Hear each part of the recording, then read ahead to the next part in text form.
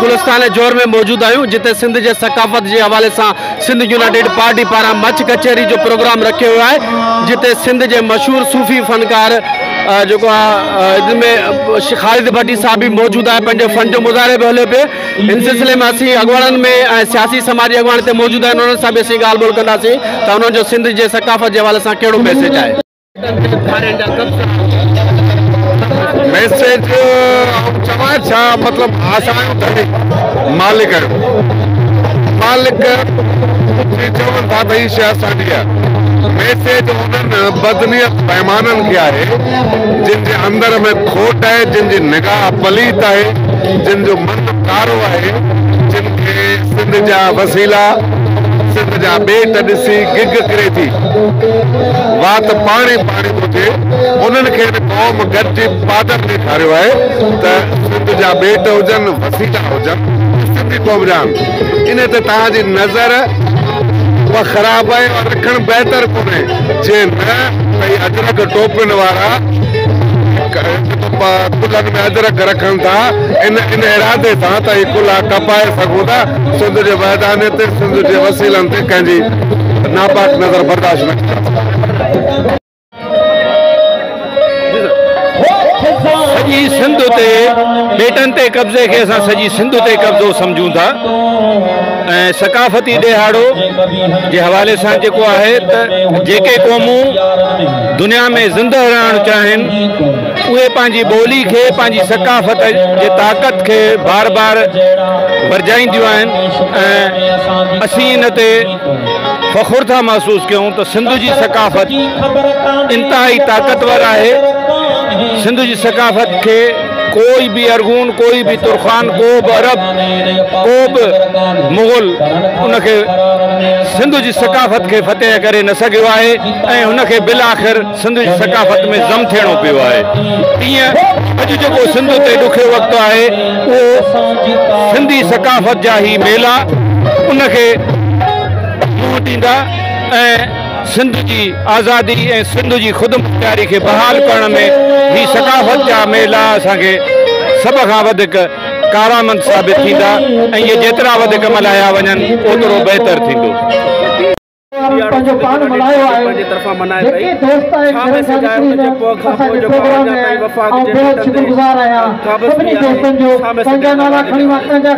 मेहरबानी दोस्तों तव्हां ॾिठो आहे त मुसलसल जेको बेटनि जे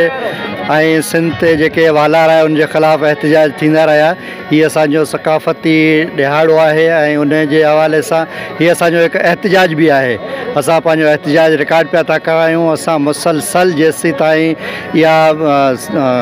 सदारती आर्डिनेंस वापसि न वरितो वेंदो तब तक ही एहतजाज जारी रहंदो। पोइ दिसंबर जे महीने में सकाफ़ती ॾिहाड़ा हूंदा आहिनि मुख़्तलिफ़ मच कचहरियूं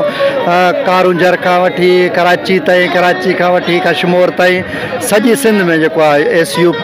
सॼी सिंधी क़ौम जेका आहे उहा पंहिंजो एहतजाज नोट कराईंदी ऐं अॼु जो असांजो ही मच कचहरी सां गॾोगॾु ही असांजो हिकु एहतजाज भी आहे जेको असीं पंहिंजो रिकॉर्ड करायूं था। महिरबानी।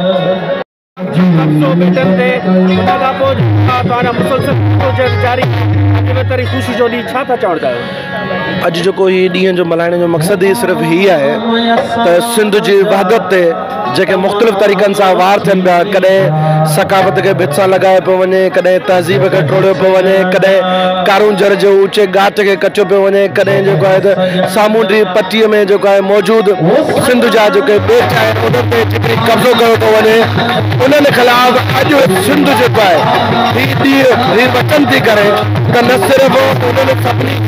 सिंध जे वसीलनि सिंध जे बेटनि सिंध जे पट्टी सिंध जे जेको आहे सकाफ़त सिंध जी तहज़ीब सिंध जी ॿोलीअ जी हिमायत कंदी न सिर्फ़ु सिर्फ़ मालिकी कंदी पर मज़ामत कंदी। असीं ही जेको आहे चिताव था ॾियूं, ही वान था कयूं वफ़ाक़ ख़ासि तौर ते वफ़ाक़ खे त पंहिंजे हिन सदारती आर्डिनेंस तां हथ खणे, जेकॾहिं हुन सदारती आर्डिनेंस तां हथ न खयो ऐं जेको आहे सिंध ख़िलाफ़ मुख़्तलिफ़ वक़्तनि में साज़िशूं कंदी रही त यकीनन सिंध मज़ामत कंदी। जॾहिं सिंध मज़ामत कंदी त वफ़ाक़ पंहिंजी बालादस्ती, पंहिंजी जेको हुनजी जेका हिकिड़ी कड़ी आहे, जेको मां वारो जो किरदारु आहे हुनजो, उहो बरक़रार न रखी सघंदी ऐं वफ़ाक़ जेको आहे मौजूदा सूरत हाल में न ई रह सघंदो। जी हसन ॾिसो, अॼु जो ही सकाफ़ती ॾींहुं सिंध यूनाइटेड पार्टी तरफ़ां मल्हायो पियो वञे ऐं जौहर कम्पलेक्स में आउं सम्झा थो तव्हांखे नज़र ईंदो हूंदो त ही नौजवान, ही बुज़ुर्ग सिंधी टोपी अजरक, ही पटको पाए पंहिंजे कल्चर सां, पंहिंजे सकाफ़त सां हिननि मुहबत जो इज़हार कयो आहे। ऐं यकीनन 6 दिसंबर ते सॼी सिंध में माण्हू घरनि ईंदा आहिनि ऐं हिन ॾींहं खे क़ौमी ईद तौरु करे मल्हाईंदा आहिनि। इंतहाई ख़ुशी थी आहे जो हिन चकर मीडिया जे हवाले सां हिकिड़ो नओं टॉपिक त सिंध जा ॿेट, सिंध जी मिल्कियत, सिंध जा वसीला, सिंध जी मिल्कियत, इहो टॉपिक रखे थो ऐं हिकिड़े सियासी कारकुन जी हैसियत में तव्हांखे तमामु घणी ख़ुशी थी आहे, छाकाणि त 6 दिसंबर ते सॼी दुनिया जूं नज़रूं सिंध ते हूंदियूं त सिंधी माण्हू कीअं पंहिंजो कल्चर खे सेलिब्रेट था कनि, कीअं पंहिंजी क़ौमी ईद खे सेलिब्रेट था कनि। ऐं उते जेकॾहिं सियासी कारकुन जे वाता, सियासी क़ौमी वर्कर जे वाता, आम सिंधी माण्हुनि जे वाता ही अजरक टोपी पाए ही आवाज़ बुलंद थिए त बाबा असांजे वसीलनि ते कब्ज़ो नामंज़ूर, सिंध जे ॿेटनि ते कब्ज़ो नामंज़ूर, तव्हां सम्झा थो त इहो फ़ाइदो थींदो। ऐं हिन तव्हां मीडिया जे तवसु इहा बि सिंधी क़ौम खे अपील कंदासीं त ख़ाली ही कोन्हे को त पंहिंजे कल्चर खे मल्हाइण लाइ रुॻो टोपी पाइणु इहो काफ़ी कोन्हे को, पर पंहिंजे वतन जी वारसी कयो, पंहिंजे वसीलनि जी मालिकी कयो, पंहिंजे कल्चर खे बचाइण जी कोशिशि कयो। हीअ असांजा शहर कराची खां पोइ जेके नंढा वॾा शहर आहिनि, ख़ुशूसी तौर ते उते जेका प्राइवेट स्कूल आहिनि असांजी सिंधी ज़बान कोन था पढ़ाइनि। जॾहिं असांजो नौजवान कराची में पढ़े थो ऐं हुनखे सिंधी सब्जेक्ट नथो पढ़ाए त हुनखे सिंधी कान थी अचे, असां सम्झो था हीअ इलाही गहरी साज़िश आहे असांजी ॿोली जे ख़िलाफ़। इन जे करे पाण गॾिजी पिया आहियूं, ख़ाली इन कल्चरल डे जे हवाले सां कोन, हू बि असांखे गॾिजणु खपे। जेकॾहिं पाण गॾिजी वियासीं त सिंध जूं जेके बि मुश्किलातूं पाण दूरि करे सघूं था। इन जे करे हिकु दफ़ो ॿीहर सॼी सिंधी क़ौम खे, तव्हां मीडिया जे दोस्तनि खे, जिन सिंधी माण्हुनि खे दग ॾेखारियो पंहिंजे कल्चर जे हवाले सां, पंहिंजे सकाफ़त जे हवाले सां, उहे सभु जैस ॼाणनि ऐं सभिनी खे लख लख वाधायूं। गुलिस्तान जौहर में मौजूद आहियूं जिते सिंध यूनाइटेड पारां सिंध जे सकाफ़ती ॾियण वॾे जोश जज़्बे सां मल्हाए रहिया आहिनि, जिते असीं मौजूद कारकुननि सां, अॻवाननि सां ॻाल्हि ॿोल कई, अवामी ॿुधी। कैमरामैन टीम सां गॾु बाग़ी Sagar Pawar, Soch TV news, Karachi, Sindh.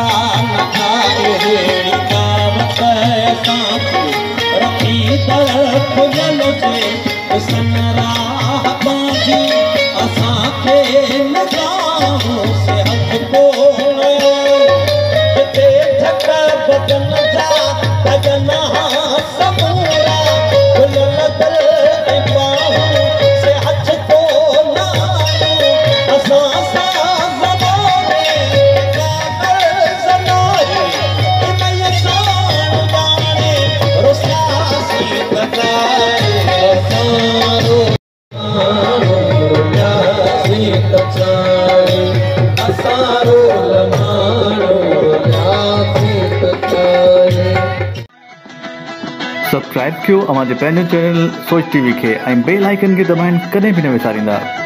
Subscribe करें आपके अपने चैनल सोच टीवी को और बेल आइकन पर क्लिक करना ना भूलें।